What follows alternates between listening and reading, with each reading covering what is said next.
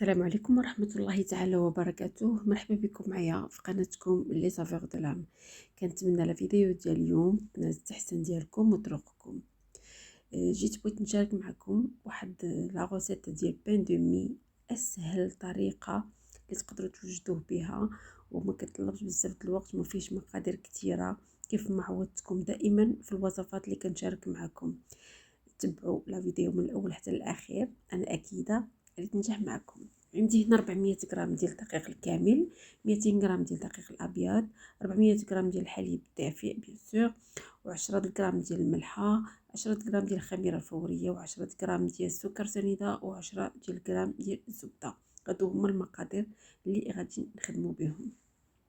في العجانه غادي ندير كل من الدقيق الابيض والدقيق الكامل. غير تبعوا معايا الطريقه راه كيجي فريمون رائع، وراني ما قطعت لكم حتى شي مقطع باش يصدق معكم 100%.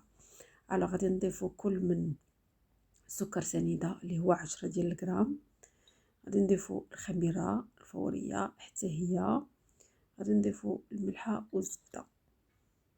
داكوغ، من بعد غادي نديروهم في العجانه وغادي نفرغوا عليهم الحليب ونخلوهم يتجانسوا وكاملهم.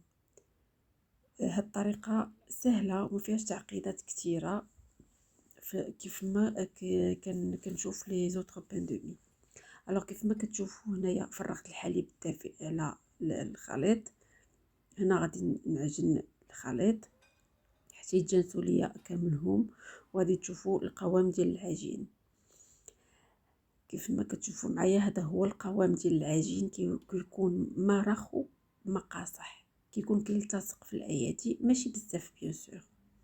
انا غادي نوريكم دابا القوام كيفاش داير.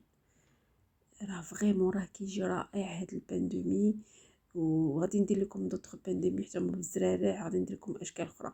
على هذا هو القوام كيف ما كتشوفوا كيلتصق شويه في الايدي. داكوغ، الوغ هنا غادي نحيدو من العجانه، غادي نجمعو ندير ليه واحد الكره، نخدمو شويه وندير ليه واحد الكره، وغادي نرجعو نخليه يخمر لمده ساعه بالضبط. راه كيف ما كتشوفوا انا جمعتها العجين درت على شكل كره، وغادي ندير الدقيق في البول، وغادي ندير عليه العجين ونخليه يختمر لمده ساعه كيف ما قلت لكم. هنا غادي نعاود ندردر فوقو شويه ديال الدقيق باش ما يلتصقليش مع الفيلم اليمونتير اولا مع الغطاء اللي غادي ندير ليه. الوغ كيف ما كتشوفوا معايا غادي نخليه يخمر لمده ساعه كامله. هنا من بعد ما خمر كيف ما كتشوفوا معايا غادي نديكازي اولا غادي نخويه من الهواء بهذه الطريقه، وغادي نفرغو من العجانه. داكوغ، هنا غادي نحاول نسرحو ونجيب لو مول بيان سور اللي هو دهنته بالزبده ورشيته بالدقيق الكامل كيف ما كتشوفوا معايا. غادي نحطو باش ناخذ القياس ديالو ديال الطول كيف ما كتشوفوا. غادي نسرحها غير شويه ماشي بزاف، غير بالاطراف ديال الاصابع، ومن بعد غادي نجمع، غادي نجيب من الاعلى الى الاسفل، غادي نبقى نجمع بهذه الطريقه حتى نديرو على شكل بودان. وبيان سور لو بودان خاصو يكون على القد ديال الطول ديال لو مول كيف ما كتشوفوا معايا. انا حاطاه قدامي باش كناخذ عليه القياس. من بعد غادي نحطو في المول كيف ما كتشوفوا معايا، وغادي نحاول نقادو باش يتقاد كامل، ما يجيش جهه طالعه وجهه هابطه. غادي نقاد باليد ديالي كيف ما كتشوفوا حتى نقاد السطح كامل مزيان، وغادي نغطيه ونخليه يختمر. الوغ هنا كيفاش غادي ندير ليه باش نغطيه؟ هنا غادي نسدو بالقفاله ديال لو مول كيف ما كتشوفوا، مي غادي نخليو واحد الفراغ باش نبقى نطلع عليه ونشوف واش خمر. داكوغ، بيان سور غادي نخلي واحد سنتيم في الهوتور ولا في الطول باش يطلع ليه داك الخميره ديالته.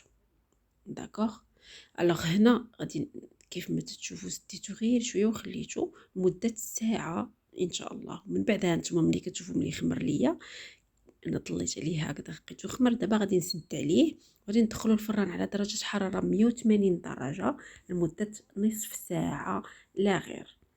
هانتوما كيف ما كتشوفوا معايا انا ما قطعت لكم حتى شي مقطع من الفران، خرجته قدامكم. هانتوما لا دوغور اولا اللون الذهبي اللي خرج ب 30 دقيقه لا غير في الفران على درجه حراره 180 درجه. هنا غادي نجيب واحد الشبكه وغادي نحطها وغادي نفرق فوقها لو مول لو بلوتو لو بان دومي. كيف ما كتشوفوا ما بغيتش نقطع لكم حتى شي مقطع باش تشوفوا بان غادي يصدق معكم الا درتو نفس الطريقه اللي درت. هنا غادي نحيدو بيان سور وغادي نعاود نقلبو على وجهو باش تشوفوا كيفاش خرج ليا. جا فريمون رائع وزوين.